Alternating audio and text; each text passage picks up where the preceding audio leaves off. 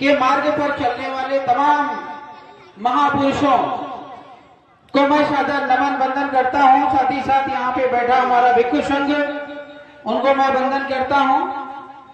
और कार्यक्रम के तमाम सहयोगी जो इस प्रकार के आयोजन में अपनी विशेष भूमिका निभा रहे हैं, उन सभी का मैं तहे दिल से आभार व्यक्त करता हूं। साथियों, आज का जो इस कार्यक्रम का आयोजन है, मैं पिछले 2-3 सालों से देख रहा हूं और आपके बीच में आने का सौभाग्य मुझे प्राप्त हुआ। ये मेरे लिए बड़े ही सौभाग्य का विषय है, हर्ष का विषय है और मैं अपने आप को गौरवान्वित फील कर रहा हूं कि बिलौलिया की धरती पर मैं उपस्थित हूं और अपने विचारों को आप तक पहुंचाऊं, अपने कार्यों को आप तक पहुंचाऊं। ये सारी चीजें आपके लिए जानना आदि आवश्यक है। जैसा कि अभी गुरुजी यशस्वी प्रकाश शिवशंकर मौर्य जी ने कहा कि शादी विवाह आरपी मौर्य जी ने नहीं किया, तो ये बताने की चीज नहीं है, ये समाज को, देश को समझने की जरूरत है। उदाहरण के लिए मैं थोड़ा सा बात आपको बताऊं। भगवान बुद्ध ने शादी विवाह तो किया और करने के बाद उन्होंने कहा नहीं, ये नश्वर है, इससे हमारा कोई मतलब नहीं है, हमारा मार्ग कुछ और है, हमें किसी और मार्ग पर चलना चाहिए। कहा ना, ये सभी लोग अच्छे से जानते हैं। उन्होंने अपना घर परिवार सब छोड़ करके और समाज के मानव कल्याण के उत्थान के लिए निकल पड़े। इतिहास सभी को पता है, मुझे ज्यादा बताने की जरूरत नहीं है।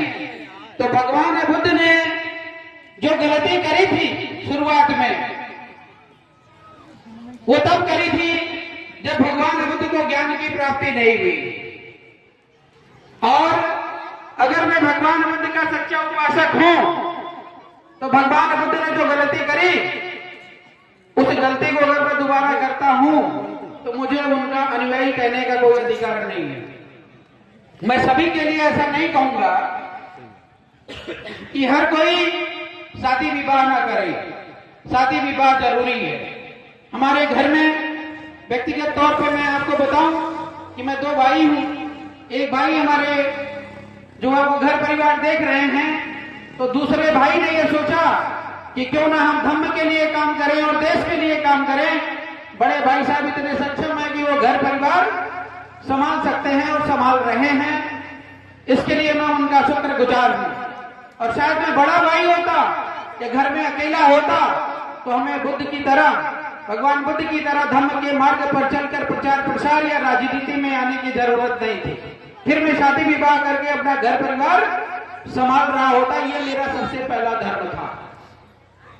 तो मेरा आप लोगों से निवेदन ये है कि बुद्ध को अगर आप मानते हैं तो जिस कड़ी में आप समझते हैं, अभी मैं देख रहा हूं यहाँ पे पंचशील का पाठ हो रहा है।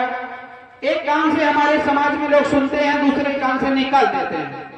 बुद्ध को मानने के लिए नमो बुद्धाय तो कर लेंगे, लेकिन आत्मसात नहीं करेंगे। कहेंगे ना, बुद्ध ने कहा कि धम्मं शरणं गच्छामि, धम्मं शरणं गच्छामि, संघं शरणं गच्छामि, बुद्धं शरणं गच्छामि। कहा ना, तो आप धम्म की शरण में मत आओ तो भी चलेगा, बुद्ध की शरण में मत आओ तो भी चलेगा। अगर संघ की शरण में आप आ गए तो पूरे देश में आपका कब्जा हो जाएगा। होगा नहीं होगा? संघ की शरण में अगर आप आ गए तो पूरे देश में आपका कब्जा होगा। होगा कि नहीं होगा? आप हाँ या ना में तो उत्तर दीजिए। संघ का मतलब है बहुत बड़ा संगठन, और इस देश का सबसे बड़ा संगठन क्या है जानते हैं? उसका नाम लेकर के मैं बताऊं क्या? नहीं, नाम लेने की जरूरत नहीं है। अगर आप सुनना चाहते हैं तो सुन लीजिए। आरएसएस देश का सबसे बड़ा संगठन है और आज वो प्रधानमंत्री बना दिया है अपना। और भगवान बुद्ध के संघ का जो फार्मूला है वो आरएसएस ने बुद्ध से ही सीखा है। मतलब मूली आपके खेत की खाएंगे लेकिन आपकी बचाएंगे नहीं। मतलब समझ रहे हैं? कि बुद्ध ने जिसको तलवार दी कि मेरे पुत्रों जाओ सब लोग संगठित हो जाओ, देश समाज की रक्षा करना, कल्याण करना, हमारे पुत्रों को समझ में नहीं आया। लेकिन जो शातिर किस्म के लोग थे उनको समझ में आ गया कि ये संघ का फार्मूला क्या है। वे हम भगवान बुद्ध के संघ के फार्मूले को समझ गए और शातिरों ने संघ बना लिया और धीरे धीरे धीरे धीरे साम दाम दंड भेद लगाते हुए आज सत्ता को अपने वश में कर लिए हैं। और आप क्या कर रहे हैं?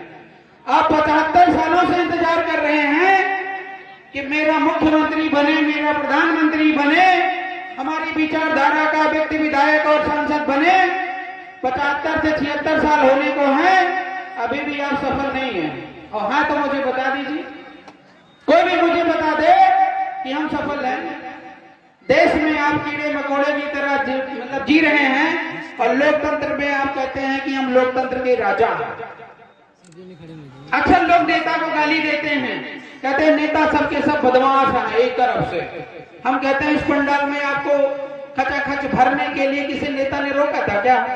बताओ आप मुझे। इस पंडाल में खचाखच भरने के लिए किसी ने आपको रोका है? क्यों नहीं बताएं कि लोग यहाँ पे बुद्ध के नाम पे, धम्म के नाम पे, संघ के नाम पर 1 रात 2 रात देने के लिए नहीं तैयार हैं? बताइए आप मुझे। और गलती आपकी है। और अगर आप गलती करते हो तो कभी आप अपनी विचारधारा का नेता पैदा नहीं कर पाओगे। हर 6 महीने में, हर 1 साल में इलेक्शन होगा और अगर आपका सिलेक्शन अच्छा नहीं है तो इलेक्शन कभी अच्छा नहीं होगा। बस चौराहे पे बैठ करके आप चर्चा करते रहिएगा, इस बार मुख्यमंत्री कौन बनेगा, इस बार प्रधानमंत्री कौन बनेगा, राजनीति में क्या चल रहा है। सिर्फ चर्चा और चर्चा होती है, समाधान 0 बटा सन्नाटा।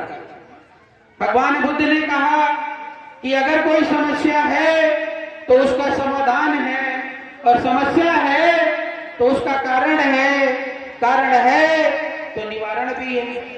ये सभी लोग जानते हैं। देश के अंदर अगर आपको वास्तव में सुखमय जीवन बिताना है तो उसके लिए बुद्ध का मार्ग ही सर्वोपार मार्ग है। और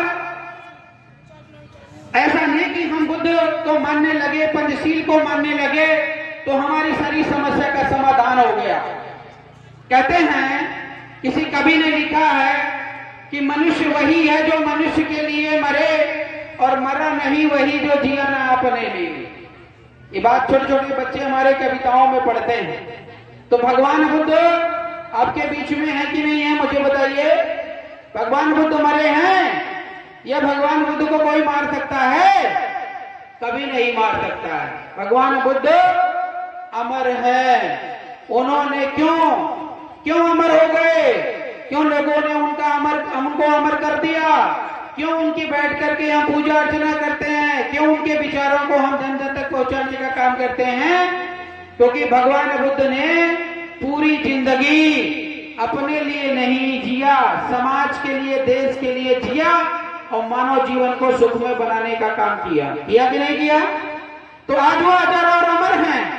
तो मेरा सिर्फ ये कहने का मतलब है कि अगर आप बुद्ध को मानते हैं, बुद्ध की विचारधारा को मानते हैं, तो उस विचारधारा को जन जन तक पहुंचाने की जिम्मेदारी और इस धम्म के प्रचार प्रसार की जिम्मेदारी आपकी है। संघ को बढ़ाना है, इकट्ठा है, बड़ा सैलाब को क्रिएट करना है, तब जाकर के आप उस धम्म पताका को पूरे देश में फहरा सकते हैं।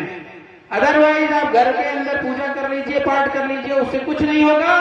तो 4 लोगों के बीच में जब जाते हैं तो नमो बुद्धाय के बजाय नमस्कार से काम चला लेते हैं। यही करते हैं ना, क्योंकि शर्माते भी। आपको बता दे कि जैसे सूरज होता है, ये बल्ब जल रहा है ना, या कोई भी एनर्जी का माध्यम है, ऊर्जा का माध्यम है, तो सूरज ऊर्जा का इस पृथ्वी पर सबसे बड़ा स्रोत है। ये सभी जानते हैं। ठीक वैसे ही हम लोग कहते हैं कि हम हिंदू धर्म से हैं, मुस्लिम धर्म से हैं, सिख धर्म से हैं, ईसाई धर्म से हैं, न जाने कितने कितने धर्म बना दिए गए। और धर्म को कर दिया गया दूषित। आज हमें धर्म के वास्तविक स्वरूप को समझने की जरूरत है। अगर आप यह मानते हैं कि ऊर्जा का सबसे बड़ा स्रोत इस विश्व में सूरज है, तो मैं आपको बता दूं कि धम्म अर्थात धर्म का सबसे बड़ा स्रोत भगवान बुद्ध ही है। उसके बाद जितने भी महापुरुष आए हैं, सब लोगों ने, किसी ने नाम उनका लिया है, किसी ने नहीं लिया है, मैं उससे हमारी कोई शिकायत नहीं है, लेकिन सभी ने बुद्ध के मार्ग को अपनाते हुए और मानव कल्याण के लिए काम किया है। महापुरुषों की लिस्ट बहुत बड़ी है, लेकिन आज तक वो महापुरुष सफल क्यों नहीं हुए? क्योंकि वे महापुरुष आपके उत्थान के लिए, आपके कल्याण के लिए काम किए और वे सत्ता में नहीं रहे। उन्होंने आपको समझा करके आपको बेहतर बनाने का काम किया।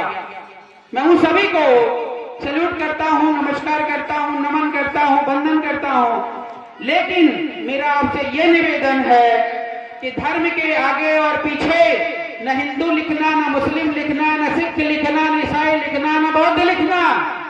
आप लोग एक संप्रदाय को जन्म दे रहे हैं। अगर आप कह रहे हो कि मैं बौद्ध धर्म का पुजारी हूं, तो आप भगवान बुद्ध को कटघरे में बंद कर रहे हैं। ये ध्यान से सुन लीजिएगा।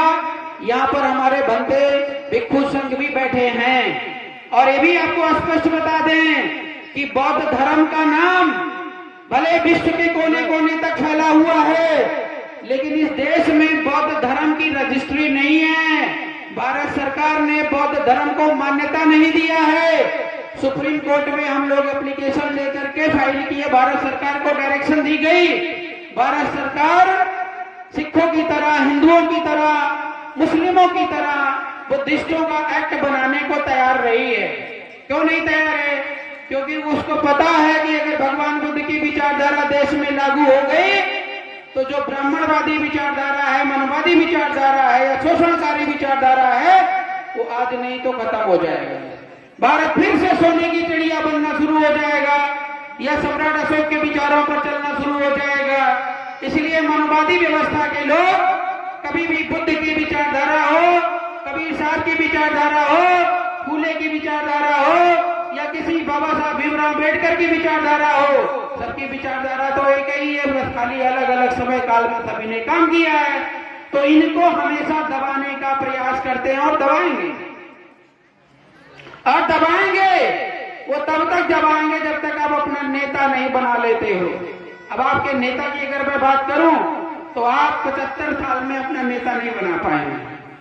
कोई नेता हो आपका जिसमें आप प्राउडली कह सकते हो कि ये हमारा नेता है, सम्राट अशोक की छवि रखता है, सम्राट अशोक और बुद्ध के मार्ग पर चल करके देश को फिर से सोने की चिड़िया बनाना चाहता है, तो आप मुझे बताइए, अभी तक आप सम्राट अशोक के मार्ग पर चलने वाला नेता नहीं पैदा कर पाए। बहुत सोचने वाली बात है। और जो नेता समाज से पैदा होता है, वो समाज के लिए लड़ता है। और जो नेता हेलीकॉप्टर से आता है, अपना पैसा खर्च करके आता है, नंबर 2 का पैसा लेकर के आता है, वो 420 करके आपका वोट तो लेगा, लेकिन कभी आपके बीच में काम करने के लिए नहीं आएगा, कभी नहीं आएगा। तो मेरा आपसे कहना है कि 2 प्रकार की सत्ता आपके लिए जरूरी है। सत्ता नंबर 1, धर्म सत्ता। भारत देश के हर दिलो दिमाग में, दुनिया की छोड़ दो, विदेशों में क्या हो रहा है हमसे कोई लेना देना नहीं।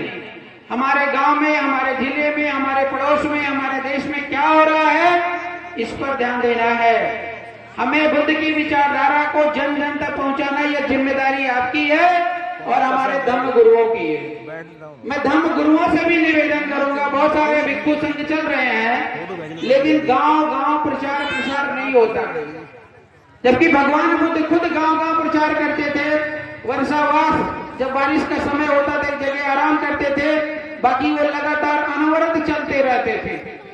तो जब हर व्यक्ति के दिलो दिमाग में बुद्ध की विचारधारा होगी, तो कभी भी वो व्यक्ति गलत काम नहीं करेगा।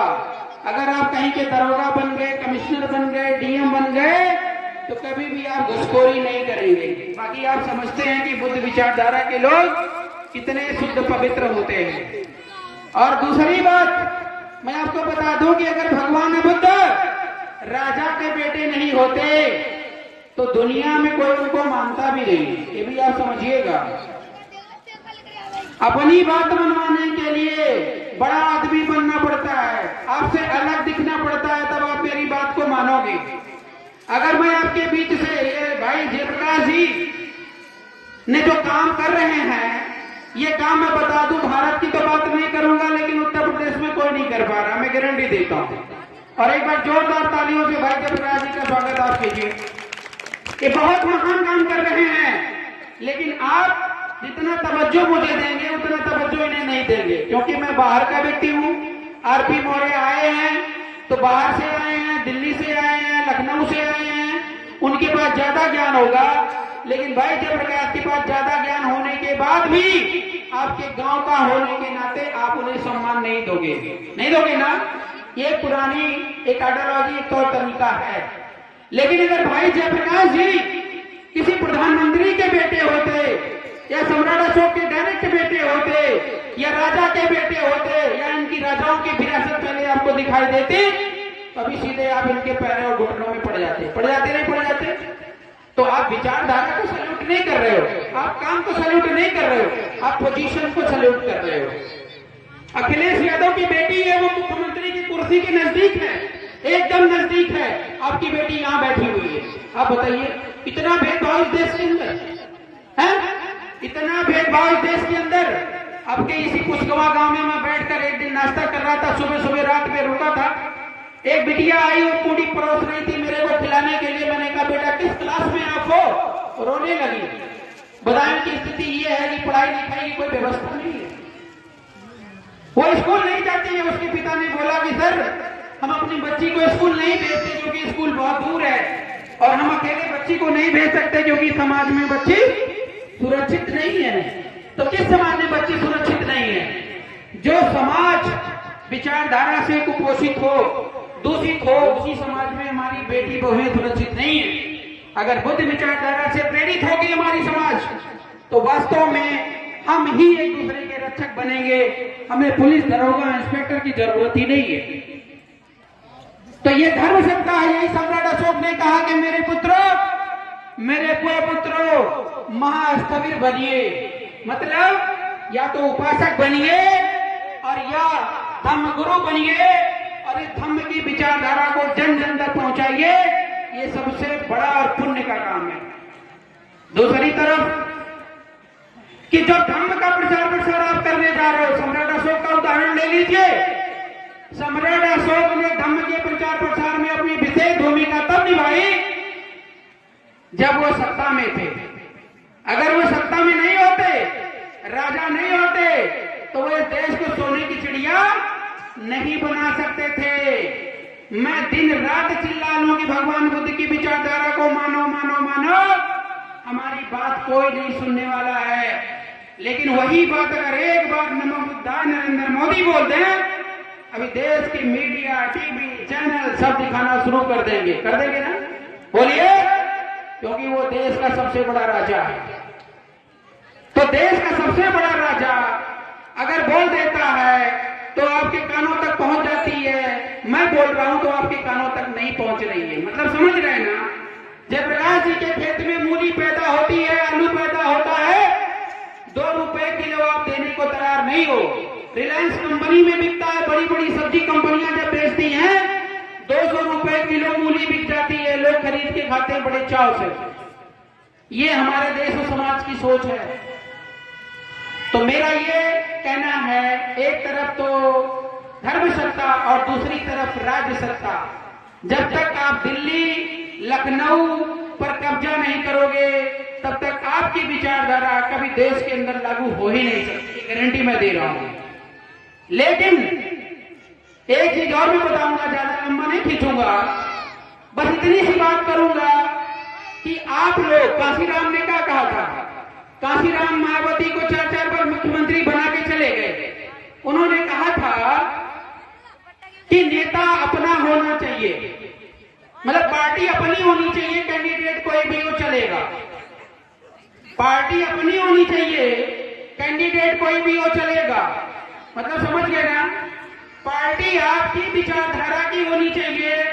कैंडिडेट जो चुनाव लड़ रहा हो आपकी विचारधारा का हो या ना हो चलेगा। तो बीजेपी कह लो या कोई भी पार्टी कह लो, उसकी एक विचारधारा होती है। तो जिस विचारधारा पर वो काम करना चाहती है वही विचारधारा पर काम होता है। चाहे कोई बुद्धिस्ट उस पार्टी का विधायक बन जाए या सांसद बन जाए, उसे कोई लेना देना नहीं है। मैं बुद्धिस्ट हूँ, बीजेपी में जाके सांसद बन गया हूँ, कुछ नहीं कर पाऊंगा। उदाहरण आपके सामने है, बताने की जरूरत नहीं है ना। लेकिन अगर पार्टी आपकी विचारधारा की है तो आपकी विचारधारा की विजय होगी, ध्यान रखिएगा। हमारे समाज के लोग क्या करते हैं, कहते हैं कैंडिडेट अपना होना चाहिए, पार्टी कोई भी हो चलेगी। ये कहते हैं ना, सबसे बड़ी गलती ये कर रहे हो। हमने अभी तक बहुत रिसर्च किया है, अयोध्या की लड़ाई हमने लड़ी है और बुद्ध की विचारधारा को कितनी दमदारी से मैं मानता हूं और फैलाने का काम करता हूं। ये जितना भी बुद्धिजीवी वर्ग है वो सब जानता है, बताने की जरूरत नहीं है। RP Maurya is equal to क्या है ये सब जानते हैं। लेकिन समस्या यहाँ पर यह है कि बिना अपना नेता अपना वोट बैंक इकट्ठा किए आप हमारी विचारधारा को या बुद्ध की विचारधारा को लागू नहीं कर पाओगे। इसलिए आप सभी का वोट एक जगह पड़ना चाहिए। आप किसी को बना लो नेता। अगर आरपी मौर्य और जेपी मौर्य आपके क्षेत्र से लड़ गए तो आप ये समझ रहे हो कि जेपी भाई ज्यादा बेहतर हैं, आरपी मौर्य कम बेहतर हैं, तो जेपी भाई को जिता देना, आरपी भाई से माफी मांग लेना। कहते भैया इस बार आपको नहीं जिताएंगे, इस बार जेपी को जिताएंगे। लेकिन आरपी मौर्य को कारण जरूर बता देना कि भैया इस वजह से मैं आपको नहीं जिताना चाहता हूं। लेकिन आप पता है कि कारण नहीं बताओगे और क्या करोगे जानते हो? करोगे ये कि घर में 4 वोट है तो 2 वोट जेपी को दोगे और 2 वोट आरपी मौर्य को दोगे। तो आपके समाज का वोट 2 भागों में बट गया। अगर 100 वोट है 50-50 पा गए और 51 वोट पाने वाला दूसरा कोई जीत गया। मतलब समझ रहे हैं ना, ये गलती आपकी है, जेपी की नहीं है। जेपी जी ये बताना चाहते हैं आरपी मौर्य गलत है, हम सही हैं। हम ये बताना चाहते थे जेपी भाई गलत है, मैं सही हूं। आप लोग ये डिसाइड नहीं कर पाए, अपना वोट एक जगह नहीं डाल पाए। अगर अपना वोट एक जगह डालना नहीं सीखोगे और हमारा कैंडिडेट जीते या हारे वोट इकट्ठा पड़ना चाहिए, अगर ये संकल्प जिस दिन आप ले लोगे उस दिन आपके विधायक सांसद बनने शुरू हो जाएंगे। हो जाएंगे नहीं हो जाएंगे? उदाहरण के लिए बिलसी आपके सामने है, हम लोगों ने चुनाव लड़ा, 5-5 मौर्य आपके बिलसी विधानसभा से उतरे थे। लेकिन जीत कौन रहा है? जो स्वतंत्र लड़ रहा है, स्वाभिमानी हो, पीछे है, तो किसी पार्टी से आ रहा है वो आगे जा रहा है। तो जो पार्टी आपकी नहीं है, उसका कैंडिडेट आपका नहीं है और उस कैंडिडेट के अगर पीछे आप भागोगे तो निश्चित तौर पर आपकी विचारधारा कभी भी आगे नहीं बढ़ सकती है। बाकी आप खुद समझदार हैं, बहुत सारी चीजें बताने को हैं, बताऊंगा तो घंटों निकल जाएंगे और बहुत सारे वक्त लगेगा। और जेपी भाई को मैं विशेष तौर से आभार व्यक्त करूंगा। इस प्रकार का जो कार्यक्रम है वो लगातार आगे बढ़ता रहे और हम पूरी टीम के साथ आपके साथ हैं। और एक बात और बता दूं कि जब कोई व्यक्ति व्यक्तिगत पैसा लगा के धम्म का काम करता है तो वो धम्म का काम नहीं होता है। ये धम्म का काम हर किसी से 10-10, 20-20 रुपए लेकर के ही संचालित अगर किया जाए तो दिन प्रतिदिन ये काम बढ़ता चला जाएगा, दिन प्रतिदिन, कभी नहीं रुकेगा। लेकिन जेपी भाई को अगर एक कार्यक्रम करने के लिए लोन लेना पड़ेगा तो ये 2 साल के अंदर बंद हो जाएगा। होगा नहीं होगा? इसीलिए मेरा निवेदन ये है कि अभी यहाँ पे और भी वक्ता थे, वो बता रहे थे कि धम्म दान बहुत जरूरी है। तो भगवान बुद्ध के पास बहुत पैसा था, राजा के बेटे थे, सोने चांदियां असरफियां सब कुछ थे। लेकिन जब भगवान बुद्ध निकले तो नंगे पैर निकले ना, और नंगे पैर निकले। उसके बाद लोगों ने उनकी मदद करते गए, संघ उनका बढ़ता गया और पूरे विश्व में वो संघ छा लिया ना। तो समाज ने उनका सपोर्ट किया, समाज एक एक रुपए लगा करके जब धम्म को बढ़ाएगा तो धम्म दिन प्रतिदिन बढ़ता चला जाएगा। जेपी भाई आज आपके भिलौलिया में है, कल पूरे उत्तर प्रदेश में, पूरे भारत में छा जाएंगे। लेकिन अगर आपने सोचा नहीं मुझे 10 रुपए नहीं देना है, 20 रुपए नहीं देना है, तो धीरे धीरे धीरे धीरे डाउन हो जाएंगे। ऐसे नेता भी डाउन हो जाते हैं। कई नेताओं के पास बहुत पैसे हैं, लगा के नेता बनना चाहते हैं, लेकिन खत्म हो गए। तो अपनी पार्टी, अपना संगठन ये सेलेक्ट आप करिए, एक एक, दो दो, 10-10, 20-20 जो भी आप दे सकते हो दे करके उसके लिए तन मन धन से लगिए। निश्चित तौर पे कल भारत सोने की चिड़िया बनेगा। और मैं दिन रात घूमता रहता हूं, मेरे को प्रचार प्रसार के अलावा कोई काम नहीं है। हमारे पास रुपए पैसे भी नहीं होते हैं, एक एक रुपया, 2-2, 10-10, 20-20 रुपए लेकर के काम करता हूं और काम पूरी तरह सफल है, चल रहा है। बस वक्त का इंतजार है कि कब आप जागोगे, और जब आप जागोगे उसी समय हथौड़ा मार देंगे। अभी हम गर्म कर रहे हैं माहौल को। तो मैं आज वीआईपी पार्टी की तरफ से आज इस धम्म मतलब बुद्ध महोत्सव, भिलौलिया बुद्ध महोत्सव टीम या पूरे इस आयोजन कमेटी को वीआईपी पार्टी की तरफ से 5,000 रुपए की घोषणा करता हूं।